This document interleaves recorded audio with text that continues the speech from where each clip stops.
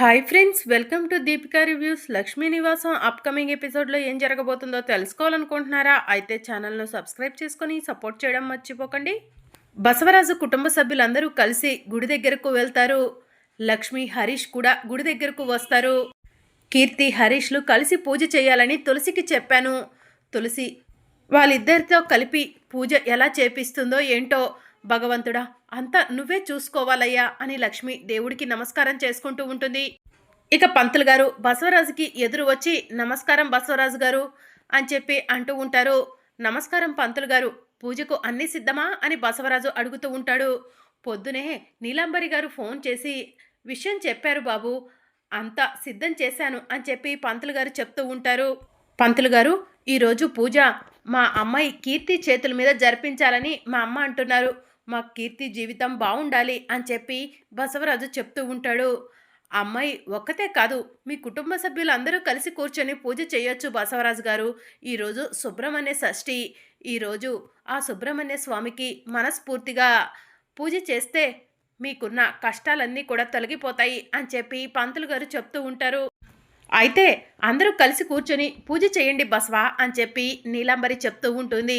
అమ్మా, పూజ చేయటం నాకు కుదరదమ్మా, నాకు పనులున్నాయి అని బసవరాజు అంటూ ఉంటాడు. సరే బసవా, పిల్లల్ని కూర్చోబెడదాంలే అని చెప్పి నీలాంబరి అంటుంది. నానా, నేను నీలవేణి కూర్చుంటాము అని చెప్పి మహేష్ అంటాడు. ఒరే సిద్ధు, నువ్వు కూడా కూర్చోరా అని చెప్పి బసవరాజు అంటూ ఉంటాడు. సరే నానా అని చెప్పి సిద్ధు అంటాడు. ఇక తులసి సిద్ధు దగ్గరకు వెళ్ళి, ఈరోజు కీర్తి వదిన పక్కన మా అన్నయ్య కూర్చొని పూజ జరిపిస్తారు కదా అని చెప్పి అడుగుతూ ఉంటుంది. నేను అంతా సెట్ చేశాను, నువ్వు కంగారు పడకు తులసి అని చెప్పి సిద్ధు అంటూ ఉంటాడు. ఇక తులసి వెంటనే లక్ష్మి వాళ్ళను చూసి లక్ష్మి వాళ్ళ దగ్గరకు వెళ్తూ ఉంటుంది. ఈ తులసి ఎక్కడికి ఇంత కంగారుగా వెళ్తుంది అని కనిష్క తులసిని ఫాలో అవుతూ వెళ్తూ ఉంటుంది. ఇక తులసి లక్ష్మి దగ్గరకు వెళ్ళి అమ్మా అని చెప్పి అనటంతో, అమ్మ తులసి, ఈరోజు ఎట్టి పరిస్థితిలో కీర్తితో పాటు హరీష్ పూజలో కూర్చుంటాడు కదా అని లక్ష్మి అడుగుతూ ఉంటుంది. అన్ని ఏర్పాట్లు చేశామమ్మా, కంగారు పడాల్సిన అవసరం లేదు. ఈరోజు కీర్తి వదిన పక్కన అన్నయ్య కూర్చొని పూజ చేస్తాడు అని చెప్పి తులసి అంటుంది. ఓహో, ఇందుకేనా కీర్తిని పంతం పట్టి మరీ పూజకు తీసుకొచ్చారు అని చెప్పి కనిష్క మనసులో అనుకుంటుంది. ఓసే తులసి, నువ్వు అనుకున్నట్టుగా కీర్తి పక్కన హరీష్ కూర్చొని పూజ చెయ్యడు, హర్ష కూర్చొని చేస్తాడు అని చెప్పి కనిష్క మనసులో అనుకొని పక్కకు వెళ్ళి ఫోన్ తీసుకొని ఎవరికో ఫోన్ చేసి మాట్లాడుతూ ఉంటుంది. అదంతా ఇక మనకు వినిపించదు. ఓసే తులసి, ఇక నువ్వు అనుకున్నది జరగదే అని కనిష్క మనసులో అనుకొని మెల్లగా బసవరాజు వాళ్ళ దగ్గరకు వస్తుంది. పంతులు గారు, ఈ పూజను భార్యాభర్తలిద్దరూ కలిసి చేయాలనుకుంటా అని చెప్పి కనిష్క అడుగుతూ ఉంటుంది. అవునమ్మా, భార్యాభర్తలిద్దరూ కలిసి పూజ జరిపిస్తే బాగుంటుంది, మంచి కూడా జరుగుతుంది అని పంతులు గారు చెప్తూ ఉంటారు. మావయ్య, మరి కీర్తి పక్కన హర్ష లేడు కదా అని కనిష్క అంటుంది. అల్లుడు గారు బిజీగా ఉన్నారేమోనని ఫోన్ చేయలేదమ్మా అని బసవరాజు అంటాడు. అటు చూడండి మావయ్య అని చెప్పి కనిష్క అంటుంది. అప్పుడు హర్ష నడుచుకుంటూ గుళ్ళోకి వస్తూ ఉంటాడు. అదేంటి, అనుకోకుండా అల్లుడు గారు వస్తున్నారు అని బసవరాజు అంటాడు. నేనే మీ అల్లుడు గారిని రమ్మని పిలిపించాను మావయ్య అని చెప్పి కనిష్క అంటుంది. చాలా థ్యాంక్స్ అమ్మా కనిష్క అని చెప్పి బసవరాజు అంటాడు. మళ్ళీ మనకి థ్యాంక్స్ ఏంటి మావయ్య అని చెప్పి కనిష్క అంటుంది. నమస్కారం అల్లుడు గారు అని బసవరాజు హర్షాన్ని చూసి చెప్తూ ఉంటే, నమస్కారం మావయ్య గారు అని చెప్పి హర్ష అంటాడు. బాబు, పూజకు టైం అవుతుంది, త్వరగా వెళ్ళి డ్రెస్ మార్చుకొని రా బాబు అని చెప్పి పంతులు గారు చెప్తూ ఉంటారు. ఇక హర్ష లోపలికి వెళ్ళబోతూ ఉండగా, బాబు, మీకు అమ్మాయికి ఇంకా పెళ్లి కాలేదు కాబట్టి మీరు ఇరువురు పక్కపక్కన కూర్చొని పూజ చేయొచ్చు, కానీ ఒకరి మొహం ఒకరు చూసుకోకూడదు.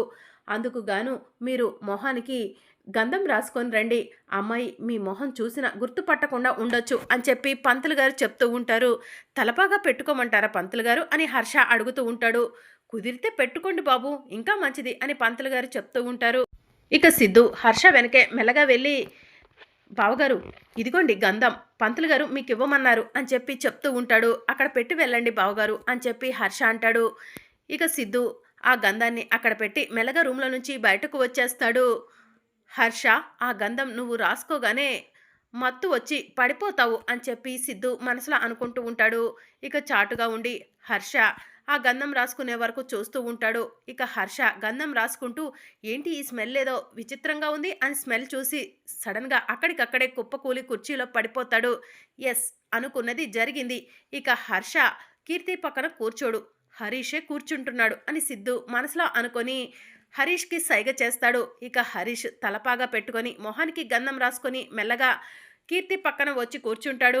కనిష్క తలపాగాలో ఉన్న హరీష్ను చూసి, ఇదేంటి మావయ్య తలబాగా పెట్టుకొని వచ్చారు, మొహానికి గంధం కూడా రాసుకొని ఉన్నారు అని చెప్పి అడుగుతూ ఉంటుంది. పంతులు గారు అలా చేయమని అల్లుడు గారికి చెప్పారమ్మా అని బసవరాజు అంటూ ఉంటాడు. అవునా, సరే మావయ్య అయితే అని చెప్పి కనిష్క అంటుంది. ఓసే తులసి, నీ ప్లాన్ ఫెయిల్ అయినందుక నువ్వు మొహం మార్చుకొని కూర్చున్నావు అని చెప్పి కనిష్క మనసులో తులసిని చూసి అనుకుంటూ ఉంటుంది. ఇక మరోవైపు సిద్ధు కూడా వెళ్ళి పూజలో కూర్చుంటాడు. మావయ్య, సిద్ధు పక్కన ఖాళీ ఉంది, నేను సిద్ధు పక్కన కూర్చుంటాను అని చెప్పి కనిష్క అంటుంది. అమ్మా, మీకు సిద్ధు బాబుకి పెళ్లి జరగలేదు కదా, మీరెలా కూర్చుంటారు అని పంతులు గారు అంటారు. నిశ్చితార్థం అయిపోయింది కదా అని చెప్పి కనిష్క అంటుంది. అయినా నాకు పెళ్ళైపోయింది కనిష్క, నువ్వు నా పక్కన ఎలా కూర్చుంటావు, నా భార్య తులసి ఉండగా, తులసి రా నా పక్కన కూర్చో అని చెప్పి సిద్ధు అంటాడు. ఇక తులసి వెళ్ళి సిద్ధు పక్కన కూర్చుంటుంది. కనిష్క ఆయన పక్కన కూర్చొని ఉంటే అన్నయ్యను గుర్తుపట్టేసేది అని చెప్పి తులసి మనసులో అనుకుంటూ ఉంటుంది. భార్యాభర్తలిద్దరూ కలిసి పూజ చేయాలని అనవసరంగా కమిట్ అయినట్టున్నాను, సిద్ధు పక్కన తులసి కూర్చుంది అని చెప్పి కనిష్క మనసులో అనుకుంటూ ఉంటుంది. ఈ తులసి ఎన్నిసార్లు సిద్ధు పక్కన కూర్చున్నా చివరిగా సిద్ధు దక్కేది నాకేలే అని కనిష్క మనసులో అనుకుంటూ ఉంటుంది. ఇక మరోవైపు పంతులు గారు మంత్రాలు చదువుతూ ఉంటారు. పూజ చేస్తున్న భార్యాభర్తలందరూ కూడా సుబ్రహ్మణ్య స్వామికి అక్షంతలు పూలు వేస్తూ దేవుడికి నమస్కారం చేసుకుంటూ ఉంటారు. ఇక సుబ్రహ్మణ్య స్వామికి అభిషేకం మొదలు పెడదాం అని పంతులు గారు చెప్తూ ఉంటారు. అక్కడ పసుపు కుంకుమ కలిపిన నీళ్లు, అలాగే పాలు, తేనె అన్నీ కూడా ఉన్నాయి. వాటన్నిటినీ తీసుకొచ్చి భార్యాభర్తలు ఇరువురు కలిసి ఒక్కొక్క దానితో సుబ్రహ్మణ్య స్వామికి అభిషేకం చేయండి అని పంతులు గారు చెప్తూ ఉంటారు. ఇక ఒకరి తరువాత ఒకరు సుబ్రహ్మణ్య స్వామికి అభిషేకం చేస్తారు.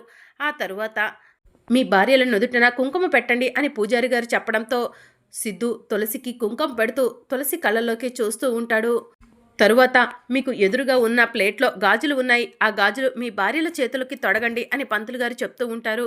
ఇక అందరూ కూడా గాజులు తీసుకొని వారి భార్యల చేతులకు తొడుగుతూ ఉంటారు. ఇక తులసి చేతికి గాజులు ఎక్కకపోవడంతో తులసికి నొప్పిలేస్తూ ఉంటుంది. ఆ నొప్పిని సిద్ధుకి చెప్పకుండా అలానే బాధపడుతూ ఉంటుంది. కానీ తులసి బాధను సిద్ధు గమనించి దగ్గరలో ఉన్న ఆయిల్ తీసుకొని తులసి చేతికి రాసి మెల్లగా గాజులను తులసి చేతికి ఎక్కిస్తూ ఉంటాడు. అది దూరం నుంచి లక్ష్మి, కనిష్క వీళ్ళంతా కూడా చూస్తూ ఉంటారు.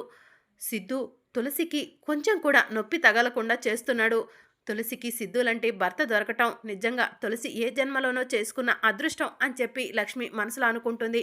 నా అదృష్టాన్నంతా నువ్వు తీసుకుంటున్నావు కదా తులసి అని కనిష్క మనసులో అనుకుంటూ ఉంటుంది. అమ్మా, ఎవరైనా సరే సుబ్రహ్మణ్య స్వామికి ఉన్న దోషాలు తొలగిపోవాలని పూజ చేస్తారు. అలాగే సంతానం కలగని వాళ్ళు సంతానం కోసం కూడా అభిషేకం చేస్తూ ఉంటారు. ఒక్కొక్కరివి ఒక్కొక్క కోరిక, ఏ కోరిక నెరవేరాలన్నా ఆ సుబ్రహ్మణ్య స్వామి ఆజ్ఞ ఉండాల్సిందే. అందుకే మీ కోరికను మనసులో కోరుకొని ఈ ముడుపు తీసుకెళ్ళి ఆ సుబ్రహ్మణ్య స్వామికి కట్టండి అని చెప్పి పంతులు గారు చెప్తూ ఉంటారు.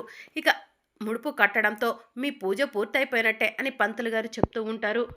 ఇక అందరూ కూడా సుబ్రహ్మణ్య స్వామికి నమస్కారం చేసుకొని మనసులో ఉన్న కోరికను కోరుకొని ముడుపు తీసుకెళ్ళి చెట్టుకు కట్టేస్తారు. ఇక ఇంతటితో పూజ పూర్తయినట్టే అని పంతులు గారు చెప్తూ ఉంటారు. ఇక తులసి లక్ష్మి దగ్గరకు వెళ్ళి, అమ్మ తులసి, అనుకున్న విధంగానే హరీష్, కీర్తి చేతుల మీద పూజ జరిపించేశావు, ఇక వాళ్ళకి అంతా మంచి జరుగుతుంది అని లక్ష్మి అంటూ ఉంటుంది. చాలా సంతోషంగా ఉందమ్మా అని చెప్పి లక్ష్మి అంటూ ఉంటే, ఈ సంతోషానికి కారణం ఆయనమ్మా అని చెప్పి తులసి అంటుంది. అల్లుడు గారు ఇదంతా చేశారా అని చెప్పి లక్ష్మి అంటుంది. అవునమ్మా అని చెప్పి తులసి అంటుంది. ఇక లక్ష్మి సంతోషంగా సిద్ధు దగ్గరకు వెళ్ళి, థ్యాంక్స్ అల్లుడు గారు అని చెప్పి అంటూ ఉంటుంది. ఎందుకక్క అని సిద్ధు అడుగుతూ ఉంటాడు. కీర్తి హరీష్ చేతుల మీద పూజ జరిపించినందుకు అని చెప్పి లక్ష్మి అంటుంది. ఇంత చిన్న విషయానికి ఈ తమ్ముడికి థ్యాంక్స్ చెప్పి పరాయివాణ్ణి చేసేస్తున్నావక్క అని చెప్పి సిద్ధు అంటాడు. అది కాదు సిద్ధు అని లక్ష్మి అంటూ ఉంటే, మరి నేను నీ తమ్ముడిని అనుకుంటే ఈ థ్యాంక్స్లు సారీలు చెప్పకూడదక్క అని చెప్పి సిద్ధు అంటాడు. సరే తమ్ముడు అని చెప్పి లక్ష్మి అంటుంది. ఇక అప్పుడే హర్ష మెల్లగా రూమ్లో నుంచి నడుచుకుంటూ వస్తూ ఉంటాడు.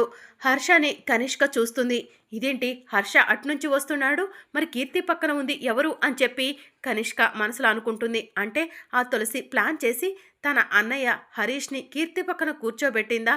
అసలు హర్ష ఇప్పటి వరకు ఏమైపోయాడు? ఇప్పుడే హర్ష దగ్గరకు వెళ్ళి విషయం ఏంటో కనుక్కుంటాను అని చెప్పి కనిష్క హర్షని పక్కకు లాక్కొని వెళ్తుంది. ఏయ్ హర్ష, ఇప్పటి వరకు ఎక్కడికెళ్ళావు? పూజ కూడా పూర్తయిపోయింది. నిన్ను పిలిపించిందే పూజ కోసం అని చెప్పి కనిష్క అంటుంది. ఏమైందో తెలీదు కనిష్క, సడన్గా మత్తు వచ్చి పడిపోయింది అని చెప్పి హర్ష జరిగిందంతా కూడా కనిష్కకు చెప్తూ ఉంటాడు. ఒసే తులసి, దీనికి కారణం నువ్వే కదా, నీ సంగతి చెప్తాను అని చెప్పి కనిష్క మనసులో అనుకుంటుంది. ఇక మరోవైపు అందరూ కూడా ఇంటికి వెళ్ళిపోతారు. థ్యాంక్స్ అని చెప్పి తులసి సిద్ధుతో చెప్తూ ఉంటుంది. ఎందుకు అని సిద్ధు అంటాడు. మా అన్నయ్య హరీష్ కీర్తి వదిన చేతుల మీద పూజ జరిపించినందుకు అని చెప్పి తులసి అంటుంది. థ్యాంక్స్ ఒక్కటేనా అని చెప్పి సిద్ధు అడుగుతూ ఉంటాడు. మరి ఇంకేం కావాలి అని చెప్పి తులసి అంటుంది. ఇప్పుడే వస్తాను అని చెప్పి సిద్ధు వెళ్ళి రోజ్ ఫ్లవర్ తీసుకొని వస్తాడు. మోకాళ్ళ మీద కూర్చొని తులసికి రోజ్ ఫ్లవర్ ఇస్తూ ఐ లవ్ యూ తులసి అని చెప్పి అంటూ ఉంటాడు.